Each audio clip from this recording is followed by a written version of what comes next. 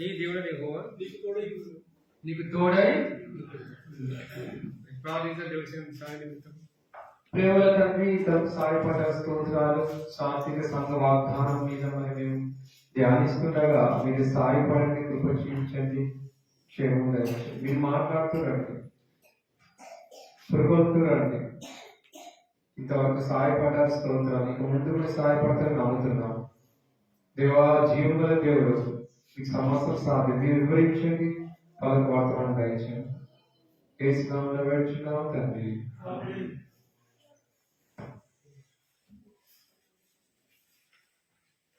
ఇక్కడ చూసినట్లయితే యోషువకి దేవుడు ఏం చేస్తున్నాడండి? ధైర్యపరుస్తున్నాడు. మోషే చనిపోయిన తర్వాత చూడండి, 1వ అధ్యాయం యోషువ గ్రంథం 1వ అధ్యాయం 1వ వచనం, యెహోవా సేవకుడైన మోషే మృతి నొందిన తర్వాత యెహోవా నూను కుమారుడును మోషే పరిచారకుడైన యెహోషువకు ఇలా సెలవిచ్చాను, నా సేవకుడైన మోషే మృతి నొందెను కాబట్టి నీవు లేచి నీవు నీ జనులందరూ ఈ యొర్దాను నది దాటి చూసారండి, మోషే కానాను దేశం చేరుకుంటా లేదా? తలుపు సెలవెడుతుంది.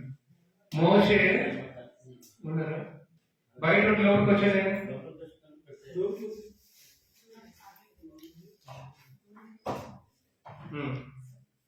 మోషే యొక్క సేవకత్వం వరకు వచ్చింది, యోషువకు వచ్చింది కదండి. మోషే కానాను దేశానికి చేరుకోవాలి కానీ దేవుడు చేరుకొని ఎప్పుడు చేసిండు? కాని మాట అన్నాడు కదండి. ఏమన్నాడు మోషే? ద్రోహులా. మోషే మిక్కిలి సాత్వికుడే, అంతా నడిపించడం అంత బాగుంది. అసలు మోషే యొక్క బరువు బాధ్యతలన్నీ కూడా ఎవరు తీసుకున్నారు? ఇప్పుడు యోషువ తీసుకుంటూ వచ్చాడు. బరువు బాధ్యతలన్నీ కూడా ఎవరు తీసుకున్నారు? యోషువ తీసుకున్నాడు. మరి ఇది ఒక దేవుని యొక్క పని ఎలాంటిదంట? బహు గొప్పది, దొడ్డ పని. అది చేయడం చాలా కష్టం కదండి. దేవుడి చిత్తం చేయడం చాలా కష్టం. ఇప్పుడు యోషువ దేవుడి చిత్తాన్ని నెరవేర్చాలా? మోషే యొక్క సేవ యొక్క బరువు దేవుడి యొక్క సేవ బరువు బాధ్యతలను ఎవరు మోయాలా? ఈయనకు వచ్చింది, యోషువకి తీసుకుంటూ వచ్చాడు. దేవుడు యోషువకి అప్పచెప్పాడు. మోషే మృతి పొందిన తర్వాత భారం కలిగిందని ఏం చెప్తున్నాడు? అయితే నీవు నిబ్బరం కలిగి జాగ్రత్త పడి బహుధైర్యంగా ఉండి 7వ వచనం, నా సేవకుడైన మోషే నీకు ఆజ్ఞాపించే ధర్మశాస్త్రం అంతటిది చొప్పున చేయవలెను. నీవు నడుచు ప్రతి 7వ వచనం, నువ్వు నడుచు ప్రతి మార్గమున చక్కగా ప్రవర్తించినట్లు నువ్వు దాని నుండి కుడికి గాని ఎడమికి గాని తొలగకుండదు. ఇంకేమంటాడు? ఈ ధర్మశాస్త్ర గ్రంథం నుండి బోధింపక తప్పిపోకూడదు. దాని రాయబడిన వాటన్నిటి ప్రకారం చేయడం మీరు జాగ్రత్త పడినట్లు దివారాత్రం దాన్ని ఏం చేయాలంట? ధ్యానించండి, మార్గమును వర్ధిల్ల చేసుకుని చక్కగా ప్రవర్తించడం అన్నాడు. ఈ మాట ఎక్కడ చూస్తున్నాం మనము? ఇదే మాట కీర్తనలో. చదవండి, కీర్తనలు 1వ అధ్యాయం. కీర్తన గ్రంథం కూడా దేవుడు అంటా ఉంటాడు. చూడండి,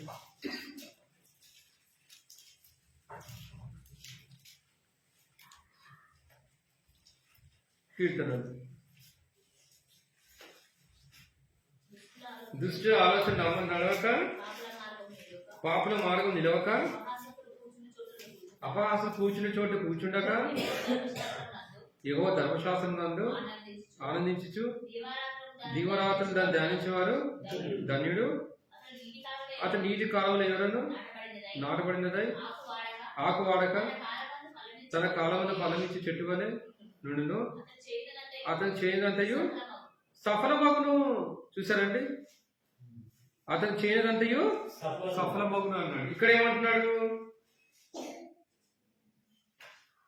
చక్కగా ప్రవచనం నీవు దాని నుండి కుడికిగా ఎడమగా తొడగకూడదు, నీ ధర్మశాస్త్రం నీవు బోధింపక తప్పకూడదు, దాన్ని రాయబడి వాటన్నిటి ప్రకారం చేయడం నీ జారపడినట్లు దీవారాత్రం. చూసారండి, దీవారాత్రం దాన్ని ధ్యానించడం నీ మార్గం వర్ధిల్ల చేసుకొని చక్కగా ప్రవర్తించి నీ కార్యం ఏమవుతాయంట? సఫలం అవుతాడు. యోషువ నువ్వు మాత్రం వాక్యాన్ని తప్పిపోకూడదు బోధించడం అని చెప్తుంది. నువ్వు పాటించాలి, అప్పుడే నువ్వు ఏమవుతావు, వర్ధిల్లుతావని చెప్పేసి మోషకి ధైర్యం ఇస్తా ఉన్నాడు కదండి. నేను నీకు ఆజ్ఞ ఇచ్చున్నాను కదా, నిబ్బరం కలిగి ధైర్యం ఉండము, దిగులు పడకము, జడియకము, నువ్వు నడుచు మార్గవంతులు నీ దేవుడని నీకు తోడే ఉండను. కాబట్టి నీకు నడిపిస్తాను. నువ్వు స్వాధీనపరచుకోవలసిన దేశం నేను ఏం చేస్తాను, శాసంగా ఇస్తాను, స్వాధీనపరచుకునేలా నేను చేస్తాను యోషువ అని చెప్పేసి ధైర్యపరుస్తున్నాడు, అభయం ఇస్తా ఉన్నాడు. అంటే మానవులం కాబట్టి ఎవరికైనా భయం ఉంటుంది కదా. ఈ సంవత్సరం ఎట్లుంటుందో పరిస్థితి, కాపు కాస్తులు కాయో, పొలం పడుతుందో పండులో కదండి. పశుశాల పశువులు ఉంటాయో లేవు, పిల్లల సంగతి చదువుతారో లేవు, ఈ సంవత్సరం ఏంటి పరిస్థితి, నాకు పని పేరు రకరకాల భయాలు ఉంటాయి. అయితే దేవుడు అభయమిస్తుంది. ఈ సంవత్సరం సాంకేతిక సంఘం ద్వారా నీకు ధైర్యపరుస్తున్నాడు. ఎలాంటి పరిస్థితులు సరే యోషువ తోడే ఉన్నట్టు నీకు కూడా, కానీ కండిషన్ పెట్టింది అక్కడ. ఉత్తర ఆశ్రయిస్తాడా, ఏమో కండిషన్ పెట్టి చదువుకున్నా, ఏవో ధర్మశాస్త్రం దివరాత్రులు ధ్యానించాలా, దాన్ని పాటించాలా, ధ్యానించడం కాదు పాటించాలా, మెడిటేషన్ ధ్యానించాలా, దాన్ని అనుసరించి నడవాలి. ఎక్కడుంది ఈ మాట? యాకోబు పత్రికలో ఉండే చూడండి. యాకోబు పత్రిక ఏమన్నాడు? యాకోబు రాసిన పత్రిక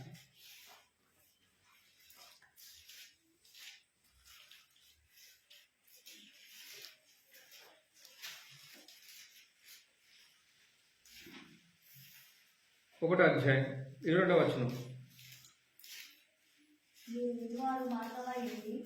1వ అధ్యాయం 22వ వచనం. 1వ అధ్యాయం 22వ వచనం అభ్యసించుకుందాం. చదవండి. మీరు వినువారు మాత్రమే ఉండి మిమ్మల్ని మీరు మోసపుచ్చుకోకుండా వాక్య ప్రకారం ప్రవర్తించిన వారై చూసారు. ఏమంటాడు? వాక్య ప్రకారం ప్రవర్తించిన వారై ఉండి అంటాడు. 21వ వచనం. అందుచేత సమస్త కల్మషమును విరమించు దుష్టతను వాని లోప నాటబడి మీ ఆత్మ రక్షించడం శక్తి గల వాక్యమును సాత్వికంతో ఏం చేయాలంట? అంగీకరించాలి. మోసం మిక్కిలి సాత్వికం లేదా? ఆయన సాత్వికంతో అంగీకరించాడు కాబట్టి అన్ని లక్షల కాలుబలం ఏం చేశాడు? మోసే నడిపిస్తూ వస్తాడు. నువ్వు కూడా మోసే వాళ్ళు ఏం చేయాలా? సాత్వికం కలిగి యోషువ ఆ వాక్యం విని చదివి బోధించి దాన్ని పాటించి కదండి. ఆ వాక్యం వినాలంటే అంగీకరించాలంటే నీ లోపల దుష్టత్వం నుండి ఏం చేయాలి? మనము తీసేసుకోవాలి. కల్మషం తీసేసుకోవాలా, దుష్టత్వం తీసేసుకోవాలి, చెడుని తీసేసుకుంటే నువ్వు ఏం చేస్తావు? వర్ధిల్లుతావు. ఒక యోషువ వలె వర్ధిల్లుతావు, ఒక మోషే వలె వర్ధిల్లుతావు, ఒక అబ్రహాం వలె వర్ధిల్లుతావు, ఫలిస్తావు. యోసేపులా ఫలిస్తావు. యోసేపు ఏం చేస్తాడు? విని విడిచిపెట్టిండా? విని విడిచిపెట్టలే, దాన్ని అంగీకరించింది, దాన్ని అనుసరించింది, దాన్ని నడిచిండు. ఆ కాలంలో యేసు పెట్టాల్సిన చిత్రం ఉన్నాను కదండి. ఎంత బాధలు కూడా నడిచాడంటే అది నాకు ఆశ్చర్యం ఉంది. ఒకసారి ఆలోచిస్తుంటే, ఒకసారి ఆలోచించి ఇంటికి పోయి ఆ పరిస్థితులు ఎట్లా అనుసరించుంటే అన్నదమ్ములందరూ కూడా ఏం చేసిండు? వెలివేసిండు. ఆయన కానీ అప్పుడు బైబిల్ లేదు. ఇప్పుడు క్లియర్గా ఇచ్చింది నీకు వాక్యం ఎట్లా వినాలా, ఎట్లా వినాలా అని చెప్పేసి ప్రవక్తలందరూ కూడా సాక్షిగా ఉంచాడు. ఇంత గొప్ప సాక్షి సమూహం మేఘం వలె ఆవరించినాడనా ఉంటుందా? ఉందా? బైబిల్లో ఉంది కదా. ఇంత గొప్ప సాక్షి సమూహం మేఘం వల్ల ఆవరించినాడనా ఉంది. చేసి వైపు చూసుకోండి కదండి. మరి ఇన్ని పెట్టుకొని కూడా మనకి పితరుల సాక్ష్యాలు పెట్టుకొని ఒక భక్ష్యాంకులు మాదిరిగా తీసుకున్నాము. అనేక భక్తులు బైబిల్ మాదిరిగా ఉంచితే కూడా మనకి కొన్నిసార్లు ఏమవుతుందండి? ధైర్యాన్ని ఏం చేస్తాం? కోల్పోతాం. అందుకని చెప్పి మీ ధైర్యం కోల్పోయే పరిస్థితులు వస్తాయని చెప్పేసి ధైర్యాన్ని దేవుడు ఏం చేస్తున్నాడు? సార్వత్రిక సంఘం ద్వారా పురుకొల్పుతున్నాడు. రకరకాలుగా రావచ్చు సంఘంలో కదండి. ఇదని అదని కొన్నిసార్లు మనకు తెలిసిగా సంఘంలో ఎలా జరుగుతాయో వివరించవలసింది కదండి. అయితే మీరు వాక్కు విని మాత్రమై ఉండి కదండి వాక్య ప్రకారం ప్రవర్తించిన వాడే ఉండు అని ఉంటాడు. ఎవడైనా వాక్యం వినివాడే ఉండి దాని ప్రకారం ప్రవర్తించిన వాడైతే 22వ వచనం, వాళ్ళ అర్థంలో తన సమాజం ముఖంలో చూసుకొని మనిషిని పోలి ఉంటాడు. అర్థం చూసుకుంటాం, ఫేస్ ఇన్స్టా చూసుకుని వెంటనే ఏం చేస్తామంట, మర్చిపోతాం. ఇప్పుడు వాక్యం కూడా అర్థం లాంటిది, సుత్త లాంటిది. దేంతో వచ్చిన వాక్యం, బట్టలు కొట్టితే కూడా సుత్త వంటిది కాదా, పంటలు బదులు కొట్టి సుత్త వంటిది కాదా, ఒకరు చూసిన అర్థం వంటిది కాదా, ఖడ్గం వంటిది కాదు. పోచాడు వాక్యం. అయితే మనం బదులు కొట్టుకోవాలి, మన హృదయాన్ని బదులు కొట్టుకోవాలా. వాక్యం సుత్తుందా కదండి, మనం సరి చేసుకోవాలి మన ఆత్మ జీవితాన్ని. వాక్యం ఏం చేస్తాం, మనము సరి చేసుకుని వాక్యం అనుసారం వినవాలని చెప్పేసే బైబిల్ చెప్పి వినివారు మాత్రమే ఉండక ఉంది. అదే వినమే కాదు, మీరు విని పాటించాలి. ఒకరు వినాలంటే ఏం చేయాలి, మరి వాక్యం లోపలికి పోవాలంటే ఏమంటుంది అక్కడ 21వ వచనంలో, సమస్త కల్మషమును విరవీపించిన దుష్టత్వం మాని. అంటే మన లోపల ఏముంటుందంట, దుష్టత్వం వెంటనే వచ్చేస్తుంది. ఇప్పుడు ఇసుక ఏమొచ్చింది, దుష్టుడు కదా, ఒక్క ముక్క పుచ్చుకోగానే ఏమైంది చూసుకున్నాం. మనం ఇప్పుడు ఒక ముక్క పుచ్చుకున్నామా అందరూ? మన పరిశుద్ధాత్మ దేవుడు నిండా ఉన్నాడా, దైవం పెరిగిందా, ఇసుక ఎవరు నీకు పెరిగిందా, దేంతో రాకున్నాడు, 30 వెళ్ళినాలా, 30 వెళ్ళినాలా, 30 కదా, 30 వెళ్ళినానికి ఏం చేసి వేసుకొని అమ్మేసి ఓయుత ఎంత పని చేస్తాడు. మనసు అంతా బాధపడిపోయింది కదండి, ఎంత కూలిపోయాడు, ఎంత పని చేసి నిరపరాధంగా అప్పు చెప్పాడే, కానీ శిక్ష అనిపించింది. ఓయుత చేయవలసినది చేయలేదు. ఏం మాట్లాడుతుందో వచ్చి అక్కడ అప్పు చెప్పేసి ముందు పెట్టాడు కదండి. అంత చెప్పినప్పటికీ కదండి, చెరసాల కత్తి తీసుకొని ఏం చేస్తాడు, చెవు నరికేస్తాడు, మనకు చెవుని. అంటే మళ్ళీ వెంటనే దేవుడు ఏం చేస్తాడు, చెవు తీసి అలా అతికిస్తాడు. అంటే దేవుడు నిజంగా చెవు నరికినప్పటికీ అక్కడ పట్టుకోవడానికి వచ్చినప్పుడు కూడా ఆయన ప్రేమ చూపించింది. అవుతుందా, మనం ఒక మాట అంటే ఓర్చుకోవడం కదండి. బ్యాసం అయితే తీసుకున్నాం, డాడీ ఎందుకు బాధ ఎందుకు, సాక్ష్యం ఉంటాను దేవుని దగ్గర, నేను అవమానం నింద భరిస్తాను అని చెప్పేసి బుటిక్కలు మునిగి బుటిక్కలు లేచినావా. మరి అవన్నీ ఒప్పుకున్న తర్వాత నేను దేనికోసం కష్టపడతాను, నష్టపడి సహిస్తాను చెప్పి అంటాము. మన దగ్గరకు వచ్చేసరికి కూడా సహించలేము. నాన్న నింద పడేవారు ధర్నాలు అనేకులు ఏం చేశారంటే, పూర్వ ప్రవక్తలు హింసిస్తూ వచ్చారంట కదా, హింసిస్తూ వచ్చారంట. పూర్వ ప్రవక్తలు అన్నీ హింసించారు, మిమ్మల్ని కూడా హింసిస్తారు అసలు. కొంచెం ఇంతమంది హింసిస్తున్నారు, ఇప్పుడు కూడా మన కాలం హింసించారు కదా కదా, అనేక హింసిస్తారు, సువార్త వహించడం కూడా జైలు వేస్తున్నారు కానీ కొందరు చంపేస్తున్నారు. మీకు అందరూ తెలుసు ఈ సంవత్సరం ఎవరు చంపారు, ఎట్లా చంపారు, ఒక పేరు ఉంటుంది కదా, బయట రోడ్డు మీద చంపేస్తారు కదా, పేరు కూడా తెలుసు మీకు. అంతే బాగుంటుంది కదా. అది ఇది ఆయన అనేకులు ఏం చేస్తున్నారు, ఆయన సేవకులు ఏం చేస్తున్నారంటే భయంకరంగా చంపుతూ వస్తున్నారు. ఏంటి పరిస్థితి? కాబట్టి ఈ సంవత్సరం ఎలాంటి పరిస్థితి వస్తుందో తెలియదు. అందుకే హబక్కూ అంటాడు, హబక్కూ ఏమంటాడు, యోషువకు ధైర్యం చెప్తా ఉన్నాడు దేవుడు. ఈ హబక్కూ ఏమని రాస్తున్నాడు చూద్దాం.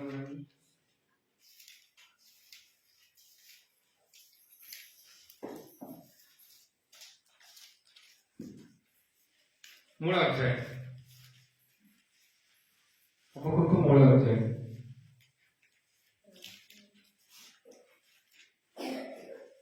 ప్రవక్తయగు హబక్కూ చేసిన ప్రార్థన ఏమని చేస్తున్న, వైద్యంతో పాడదాం. ఏమని, యెహోవా నిన్ను గూర్చిన వార్త విని నేను భయపడుచున్నాను.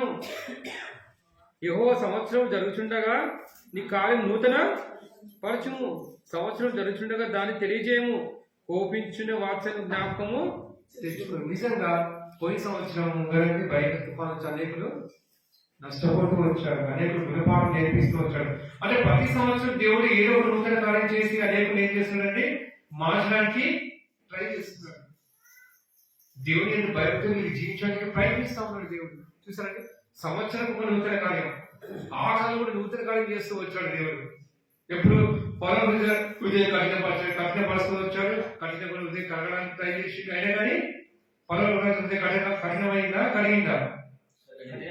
కఠినమవుతూ వచ్చి దేవుడు కఠినపరుస్తూ వస్తున్నాడు. నేను అద్భుతాలు చేస్తూ వచ్చాడు, అనేకమైన కప్పలు రప్పిస్తూ వచ్చాడు. రాజ్యం ఎగరండి, పర్వతానికి వెళ్ళిపోయిన కప్పలు, జోరిగలు, మిడతలు, వడగాలు, అనేకమైన నూతన కార్యాలు చేసినప్పటికీ పొలం మానవసలోకి వచ్చాడా రాలేదా? రాలే, కఠినపరుస్తూ వచ్చాడు. ఎంత ధైర్యం! దేవుని కొరకు దేవుని నమ్మి ధైర్యంతో దేవుని సాహసం చేయాలి కానీ తమ దేవుని దగ్గర ధైర్యంతో గొప్ప కార్యాలు చేస్తుందండి. అంటే ఫలం మాత్రము కదండి దేవుని దూషిస్తూ వచ్చాడు. దుష్టుడే దూషించాడు, ఒకటి దూషించాడు కదా. ఏమో ఏమని అంటాడు కదా, ఫలం అంటాడు ఏమో ఏమని అంటే అయ్యా మనం పోనీ అయ్యా మనం వదిలిపెట్టు, మేము ఆరాధించాలా అంటే ఐగుప్తు దేశం నుండి ఫలం పోనిస్తాడని పోనీయండి. ఎంత టార్చర్ పెడతాడు, ఎంత హింసిస్తాడు. తొలిసిన పిల్లలు కూడా చంపేస్తాడు. ఆయన మానడు, వడగాళ్ళు కదండి. వీటికి అన్నిటినీ దేవుడు భూలోకంలో ప్రకృతిని మొత్తం ఏం చేస్తాడు, దేవుడు వాడుకున్నాడు. భూలోకంలో ప్రకృతిలో కొన్ని జంతువులు ఏం చేసి దేవుడు వాడుకుంటూ వచ్చాడు. నీళ్ళను కూడా వాడుకుంటూ వచ్చాడు. చేపలు చచ్చిపోయి కప్పలు చచ్చిపోతే కుళ్ళు కంపు కొడుతుంది కదా. ఎన్ని అద్భుతాలు చేసినప్పటికీ మనిషి మారిందా? మనం అంత ఎన్ని అద్భుతాలు చూస్తామో, ఎన్ని చేస్తామో అన్ని చేస్తాం, బైబిల్ చదువుతాం, అన్ని చేస్తామో మాకు అంతా తెలుసు కదా. చిన్నప్పటి నుంచి చూసి ఎప్పుడైనా సంవత్సరం మా బాగా ఇట్లా అంటాం కానీ ఏం తెలుసు, మర్చిపోతున్నాం తొందరగా. ప్రభే అంటాడు మీ సహజంలో ముఖం అర్థం చూసినట్టుగా ముఖం మర్చిపోయినట్టుగా సహజంగా మనం ఏంటి మర్చిపోయేవారు ఉన్నాడు వాక్యాన్ని కదండి. అందుకంటాడు దిగులు పడకు, భయపడకు, నా ధర్మశాస్త్రం అంతటిని నేనేం చేయాలా చదివి పాటించాలి. యోషువ మోషే ధర్మశాస్త్రం ఏం చేయాలి పాటించాలి. ఇప్పుడు నీకేమి చేయడం దేవుడు కొత్త నిబంధన, బైబిల్ పాత నిబంధన కొత్త రెండు చేతుల దగ్గర చదివేయండి. ఏం చెప్తుంది బైబిల్, దాని ప్రకారం ఏం చేయాలా నడుచుకోవాలని చెప్పేసి బైబిల్ మనకి బోధిస్తుంది. అది యోషువ బోధిస్తా వస్తుంది. వాగ్దానం కదండి బైబిల్లో పాఠంలో. ఇప్పుడు వాగ్దానం మనకి ఇచ్చినట్టు మనం కూడా మీరు అట్లా చేయండి, ధర్మశాస్త్ర ప్రకారం చదవండి, నడుచుకోనండి, గాయపడండి అని చెప్పేసి చేస్తా ఉన్నాడు కదండి. ద్వితీయోపదేశ కాలం 31 నీ ముందు నడిచేవాడు యెహోవా అంటాం. అప్పుడు నేను ముందు నడుస్తా కదండి. దావీదు ముందర నడుస్తూ వచ్చాడు. ఆ కాలం అనేక ప్రవక్తల ముందర నడుస్తూ వచ్చాడు. కంపెనీ చేతి కదిలినట్టుగా దేవుడు కదండి. దావీదు మహారాజు కదండి కదిలినప్పుడు ప్రభు వస్తున్నాడని సూచన, నీతో వస్తున్నాడని చెప్పి సూచన. దావీదు కంటే ముందే దేవుడు వెళ్తూ వచ్చాడు. అందుకే దావీదు ప్రతి యుద్ధంలో కూడా దేవుడు ముందు పెట్టాడు కాబట్టి ధైర్యంతో ఏం చేశాడండి సుబుద్ధి కలిగి అనేక యుద్ధములు జయప్రదంగా జయించుకొని వస్తూ వచ్చాడు దావీదు. ఈ రీతిగా దేవుడు వాగ్దానించి మనల్ని నడిపిస్తూ వచ్చాడు. వాగ్దానం ఇంకెందుకు వాగ్దానం మనకి ఇచ్చాడు, ఎందుకు ఇచ్చిన వాగ్దానం చెప్పండి. దేవుడు వ్యక్తిగత వాగ్దానాలు, సంఘ వాగ్దానాలు ఇవన్నీ ఎందుకు ఇచ్చాడు? చిత్తమంతా రేపు చూసుకుందామా, కొంచెం ముందుకెళ్దాం. ఇప్పుడు ఇంకేమంటాడు, సంవత్సరం జరుగుతున్న దాన్ని తెలియజేయం కోపించే వాత్సల్యమును జ్ఞాపకము తెచ్చుకోమంటున్నాడు. కాబట్టి ఎప్పుడు ఏ టైంలో ఏమవుతుందో తెలియదు. అయితే దేవుడు ఇచ్చిన వాగ్దానం మనం ఏం చేయాలని పోయిన సంవత్సరం వాగ్దానాలన్నీ కూడా దేవుడు నెరవేరుస్తూ వచ్చాడు సాత్విక సంఘానికి.